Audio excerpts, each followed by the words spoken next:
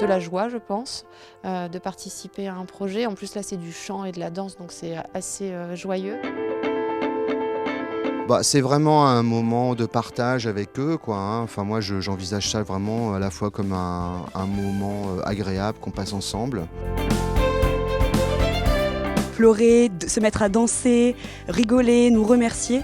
Donc voilà, c'est tout se créer une sphère de plaisir et puis de partage entre nous.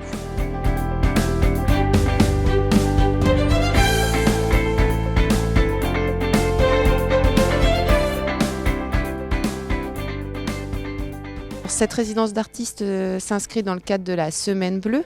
Donc c'est le service du développement culturel en complément du service de l'événementiel qui propose des spectacles en salle pour sur tous les territoires. Le développement culturel, du coup, dans 8 EHPAD du territoire départemental, propose des propositions artistiques plus intimistes en faisant venir justement des artistes au sein des EHPAD qui passent une semaine pour construire quelque chose avec les résidents. C'est la deuxième fois qu'on accueille du coup dans le projet du département des artistes. Donc la première fois ça s'était très bien passé, on a eu des très bons retours des familles et des habitants. Donc quand on a reçu la demande cette fois-ci, on a été partant tout de suite. Les artistes sont Nicolas et Victorine de la compagnie L'Hyperbole à Trois Poils et on a fait appel à eux aussi parce que c'est des compagnies qui sont implantées sur le Boulonnais. Et vu qu'ici on est à Dèvres, on trouvait ça intéressant de les faire venir. Peut-être après il y aura des liens qui pourront continuer.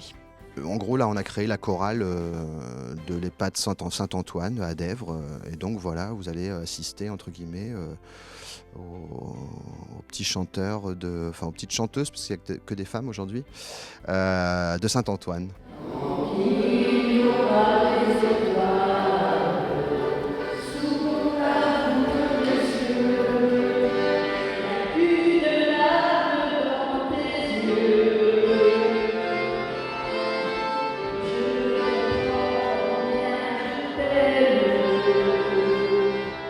Victorine, elle les fait un peu bouger, un peu danser, etc.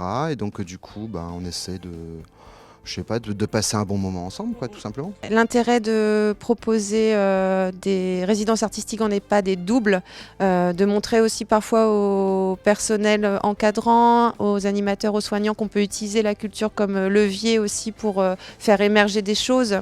Ça permet aussi d'avoir un temps plus particulier, plus privilégié avec eux.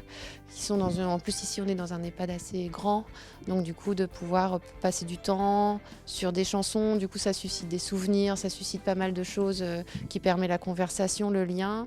On a un rendu final, les familles ont été invitées, ils sont super contents du coup de voir aussi leurs parents dans ce type de projet. Tous les ans, je m'astreins à faire 2-3 projets d'action culturelle en plus de mon métier d'artiste, quoi, entre guillemets, quoi.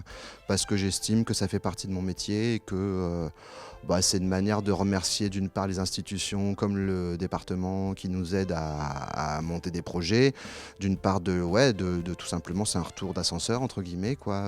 Et puis après, moi j'ai du mal à me dire que les artistes sont déconnectés du monde réel et que donc il faut être en contact avec les gens, quoi, tout simplement, quoi. Donc là, vraiment, c'est un moment hyper agréable, quoi. On chante, on s'en fiche complètement de savoir si on chante juste, si on chante en rythme, etc. C'est pas du tout le projet d'avoir une exigence avec des gens qui ont 90 ans et qui, de toute façon, on va pas leur apprendre à chanter aujourd'hui.